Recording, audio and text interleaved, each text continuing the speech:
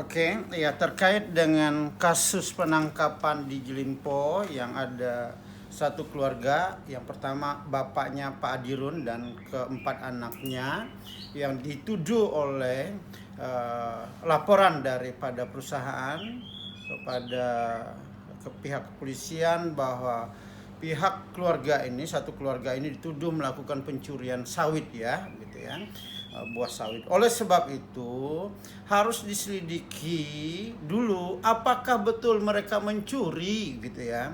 Nah, asal usul penyerahan lahan dengan perjanjian itu seperti apa? Itu yang harus diketahui dulu. Nah, satu keluarga ini ada menyerahkan tanah ada 50 hektar kepada perusahaan. Pembagian waktu itu awalnya 40-60. Berubah lagi menjadi 70-30. Ini kok nggak ada yang bisa dipegang gitu ya. Nah, perjanjian yang memang kadang-kadang sesuka-sukanya perusahaan untuk bisa merubah. Nah, oleh sebab itu, pembagian yang merasakan bahwa hasil pembagian itu tidak sesuai. Makanya pihak keluarga Pak Adirun ini mengatakan bahwa Pak, ini mereka minta izin ke perusahaan untuk gantianlah melakukan panen itu gitu ya. Bahkan sudah minta izin dengan pihak perusahaan begitu. Di manakah ada pencuri yang mengatakan saya mau curi ini ya begitu.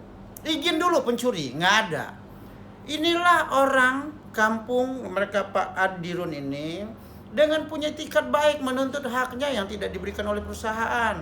Itu yang pertama. Yang kedua, mereka ada juga sertifikat hak milik ya, diduga dipakai oleh perusahaan melalui sertifikat hak milik 5 sertifikat ini tanpa ada ganti rugi loh, tanpa ada kompensasi loh. Itu yang kedua. Yang ketiga, bahwa diduga perusahaan ini kalau kita lihat di peta, di sini saya akan tunjukkan di peta, harusnya ketika memang sudah ada HGU-nya, otomatis di sekitar di sini sudah kuning.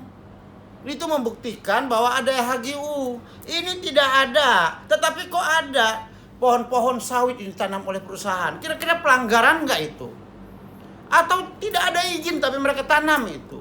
Saya pikir ini tidak bisa dibiarkan. Sekarang siapa sih yang memberikan izin? Siapa sih yang bermain di balik itu, para pejabat-pejabat?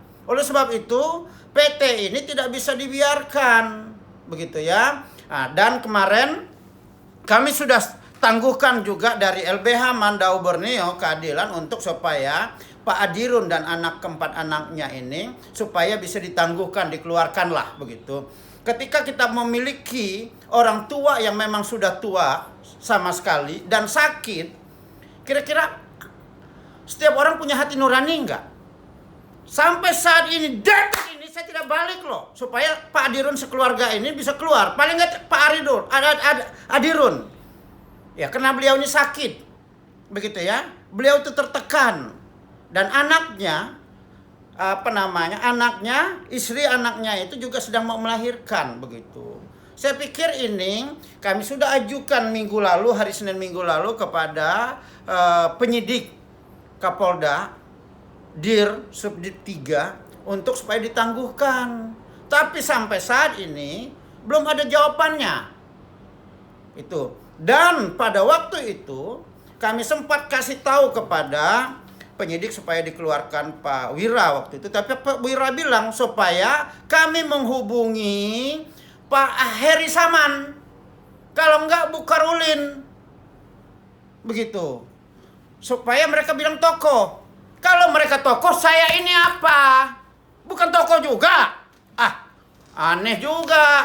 Mereka pengurus DAD di kabupaten. Saya ini ada SK loh. Sebagai pengurus Majelis Adat Dayak bidang hukumnya. Membawahi DAD seluruh provinsi. Kurang apa kalau saya memberikan jaminan? Dan kedua, SK saya ini, sumpah saya di pengadilan tinggi ini bukan palsu. Saya bukan pengacara abal-abal. Kenapa mereka tidak mau?